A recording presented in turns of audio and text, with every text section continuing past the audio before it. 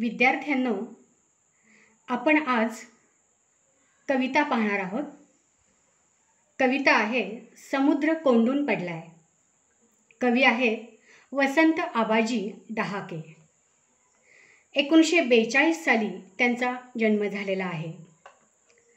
आपण त्यांचा परिचय पाहूया.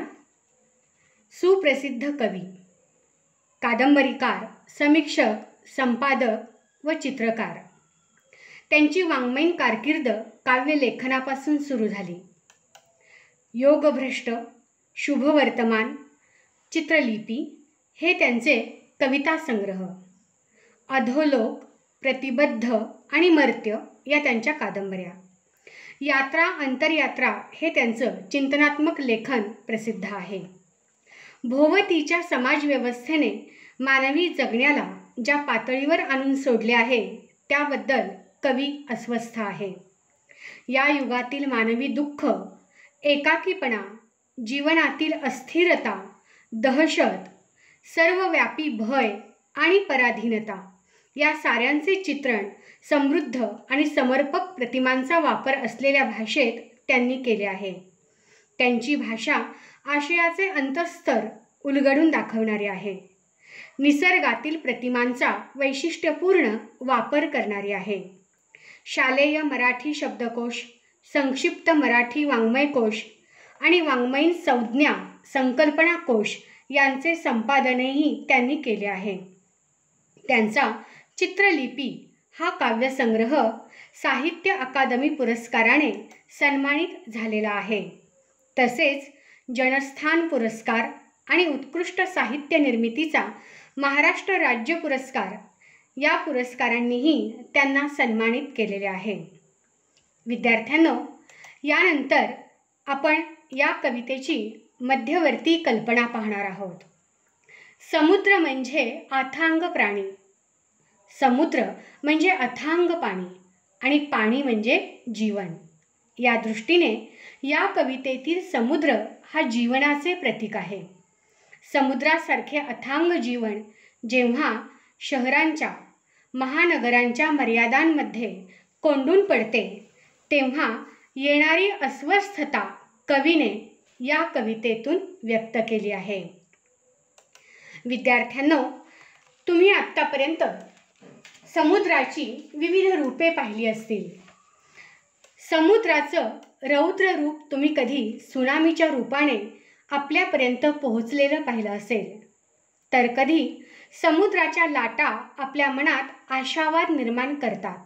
आपण कधी आपल्या मनाचं गुज समुद्राला सांगून त्याच्याशी नातं जोडतो, तर कधी मानवी मनाचं दाटलेपण आपल्याला समुद्राच्या रूपातच दिसतं. हाच समुद्र कधी झाडांच्या वळणावेलांट्यातून आपल्याशी मैत्री करतो, तर एकाकी मनाच्या अस्वस्थतेत कातर वेळेची हुरहुर याच्या संगतीत निर्माण होते आणि अध्यात्माची शांत, निवांत, नितळ संवेदना आपल्या मनापर्यंत पोहोचवण्याचं काम करणाराही हा समुद्रच असतो. समुद्राची ही नित्य परिचयाची रूपे. पण आज आपण समुद्राचं एक वेगळंच रूप पाहणार आहोत. तो समुद्र आहे वसंत आबाजी डहाके यांच्या कवितेतला. त्यासाठी आपल्याला प्रथम समग्र कविताच ऐकावी लागेल. ऐका तर मग कविता समुद्र कोंडून पडलाय.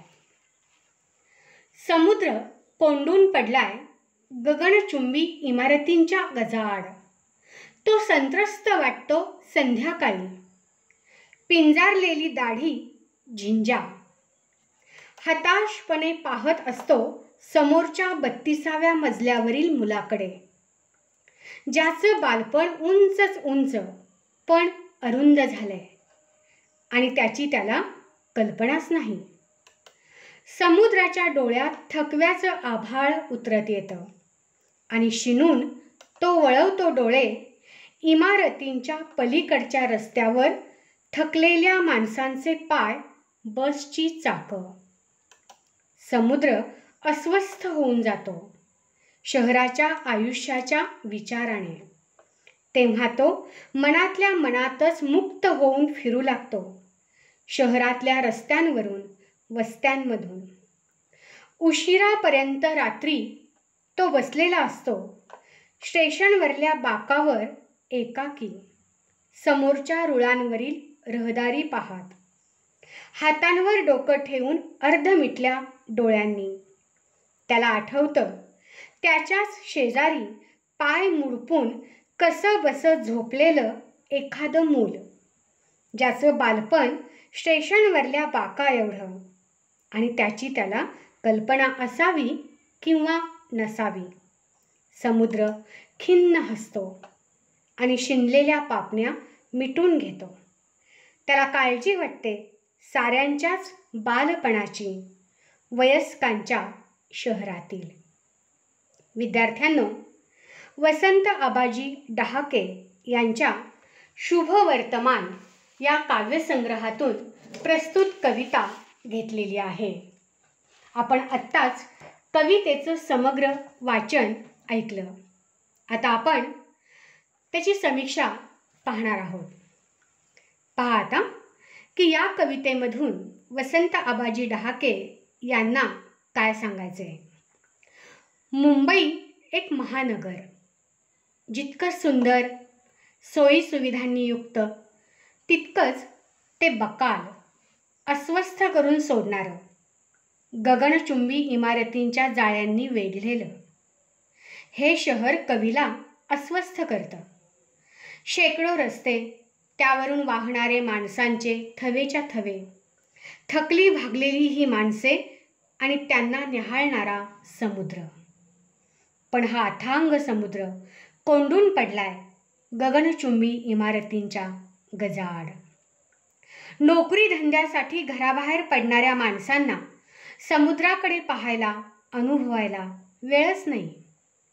आपल्या पोटच्या मुलाला अशा आकाशापर्यंत भिडणाऱ्या इमारतीत कोंडून पोटाचीच खळगी भरण्यासाठी ही माणसे जेव्हा घराबाहेर पडतात, तेव्हा समोर पसरलेला हा अथांग समुद्र असहाय्यपणे पाहत राहतो.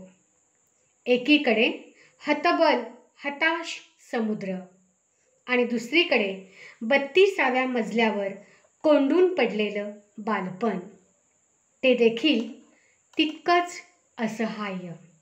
आपण या ठिकाणी स्क्रीनवर हे असहाय्य बालपण पाहतो आहोत आणि समुद्र त्याच्याकडे हताशपणे पाहतोय.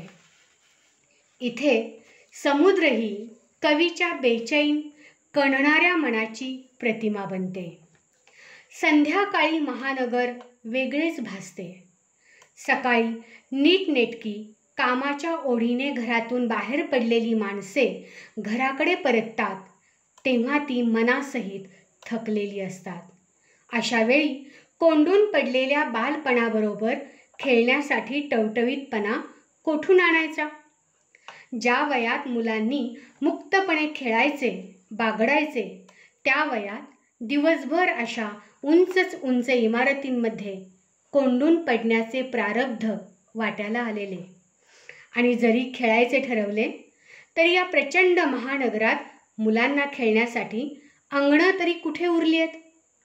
या सगळ्या विचारांनी संध्याकाळच्या वेळी समुद्र संत्रस्त होतो, त्रासून जातो. पिंजारलेली दाढी, झिंजा या शब्दातून कवी त्याचे हताश मन व्यक्त करतो. समुद्राच्या मनात वारंवार अडकून पडलेल्या त्या इमारतीमधील अशा असंख्य बालपणांचा विचार येऊ लागतो की जे बालपण उंच आहे पण अरुंद झालंय, आणि आपलं नेमकं काय हरवलंय हेच त्या बालमनाला उमगत नाही. तेव्हा सगळेच मार्ग खुंटतात. इथे कवी समुद्राच्या हतबलतेसाठी थकव्याचं आभाळ या शब्द प्रतिमेचा वापर करतो.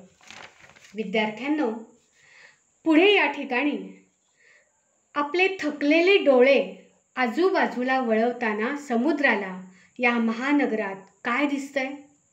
तर माणसांचे लोंढे, त्यांची थकलेली मानसिकता, वाहनांची प्रचंड गर्दी आणि त्यात घुसमटलेले गुदमरलेले असहाय्य बालपण. या बालपण मोळकडेच आलेल्या शहराचे आता कसे होईल? या विचाराने अस्वस्थ झालेल्या समुद्राचे चित्रण करताना कवी समुद्राला मानवी रूप देतो. जसे की शरीराने बंधनात अडकलेला मनुष्य आपल्या मनाला मोकळे सोडून कुठेही मुक्तपणे विहार करू शकतो, त्याप्रमाणे समुद्रही मनातल्या मनात त्या महानगराच्या बकाल गर्दीतून आपली सोडवणूक करून घेतो आणि झोपी गेलेल्या शहराच्या मोकळ्या रस्त्यांमधून मुक्तपणे हिंडू लागतो. तेव्हा त्याला काय दिसतं? स्टेशनवरल्या एका बाकावर समोरच्या रुळावरील रहदारी पाहत जेव्हा समुद्र स्वतःच्या हातांवर डोकं टेकवतो, तेव्हा त्या अर्धमिटल्या डोळ्यांना जाणीव होते ती त्याच्या शेजारी पाय मुडपून कसंबसं झोपलेल्या मुलाची. इथे समुद्र विषण्ण हसतो, कारण या विराट झगमगीत महानगरातील बाल्य मात्र असावे एका स्टेशनवरील बाका एवढे. या विरोधाभासाची त्याला जाणीव होते आणि त्याला याही गोष्टीची जाणीव होते की हे ना महानगराला कळते ना त्या लहान निरागस बालपणाला, आणि आपण या ठिकाणी काहीच करू शकत नाही. करू शकतो फक्त काळजी. इथे महानगरीय आयुष्याने समुद्राचे स्वत्व, काहीतरी करण्याची इच्छाशक्तीही हिरावून घेतलेली आहे. थोडक्यात मानवी जीवन आपल्यामध्ये असलेल्या सनातन शक्तीला पारखे झालेले आहे, अशी खंत कवी या कवितेतून व्यक्त करताना दिसतो. कवितेच्या शेवटी समुद्राला काळजी वाटते लहान मुलांच्या मधील निरागसता हरवण्याची, तसेच अकाली वयस्कर होत चाललेल्या शहराच्या मनातील कोवळीकता संपून जाण्याची. वाहनांसोबत रस्त्यावर अथवा रेल्वे स्टेशनवरच्या एवढ्याशा बाकावर झोपेसाठी बालकांना आश्रय घ्यावा लागत आहे, हे पाहून समुद्र अस्वस्थ होतो. मोठ्यांच्या कार्यव्यस्त जगात बकाल होत जाणारे हे बाल्य कवीला अधिकच व्यथित करते. कवी वसंत आबाजी डहाके समुद्राला अथांग जीवनाचे प्रतीक मानतात. महानगरात रुजू लागलेली मॉल संस्कृती, फोफावणारा चंगळवाद आणि त्यात अनाथ होत जाणारे बालपण, या प्रचंड असंवेदन शहरात फक्त समुद्रच आपल्या संवेदना जागवताना दिसतो. कवी कवितेत म्हणतात, समुद्र खिन्न हसतो आणि शिणलेल्या पापण्या मिटून घेतो. त्याला काळजी वाटते साऱ्यांच्याच बालपणाची, वयस्कांच्या शहरातील. इथे चेतन गुणोक्ती किती सहजतेने व्यक्त होते. विद्यार्थ्यांनो, यानंतर आपण कवीच्या भाषाशैलीकडे वळूया. समुद्र कोंडून पडलाय ही एक उत्तम चित्रकविता आहे. साधी, सोपी, मुक्त छंदातील रचना हे या कवितेचे वैशिष्ट्य. त्यांच्या कवितेतील अबोध व्याकुळतेचा सूर आपल्याला सतत जाणवत राहतो. व्याकुळ असूनही चिंतनात्मकता हे या कवितेचे आणखी एक वैशिष्ट्य. ही कविता एकाच वेळी समुद्राच्या वेदनेशी नातं जोडते, तर दुसरीकडे अस्ताव्यस्त वाढत जाणाऱ्या शहराच्या असंवेदनशीलतेबद्दल भाष्य करते आणि त्याचवेळी अनाथ पोरक्या बालपणाबद्दल आपल्याला अंतर्मुख होऊन विचार करायला लावते. त्यांची कविता गंभीर असून तत्त्वज्ञानाशी नातं सांगणारी आहे. एरवी रोजच्या धकाधकीच्या जीवनात आपण अनेक लहान मुले रस्त्यावर, झाडाखाली, कुठेही झोपलेली, एकाकी अवस्थेत असलेली आपण पाहतो. त्यांच्याकडे नजर टाकून पुढे निघूनही जातो. पण असंही एक अनाथपण, अकाली कोमेजलेलं बालपण डहाके आपल्या नजरेस आणून देतात. दुःखी, खिन्न, विषण्ण, शिणलेला, थकलेला, अस्वस्थ असा समुद्र आणि काहीच न करू शकणारा कवी हेच कवितेच्या शेवटी आपल्या कायमस्वरूपी लक्षात राहतात. विद्यार्थ्यांनो, या सगळ्या समीक्षेतून कविता आपल्यापर्यंत समजलेली आहे आणि पोहोचलेली आहे. आपण यानंतर या कवितेवरचा स्वाध्याय पाहूया. पहा आता, कृती क्रमांक 1, समुद्र तुमच्याशी संवाद साधत आहे अशी कल्पना करून ते कल्पनाचित्र शब्दबद्ध करा. 2, शहरातील बाल्याची अवस्था कवितेत कशा प्रकारे प्रकट झाली आहे ते स्पष्ट करा. आणि तिसरी कृती आहे समुद्र कोंडून पडलाय या शीर्षकाचा अर्थ तुमच्या शब्दात उलगडून दाखवा. आणि यानंतर तुम्हाला एक कृतीयुक्त स्वाध्याय दिला जातोय, तो म्हणजे समुद्राची विविध चित्रे तुम्ही संग्रहित करा आणि त्या चित्रांवर कविता लेखन करण्याचा प्रयत्न करा व त्याबद्दलचा एक प्रकल्प तयार करा. धन्यवाद.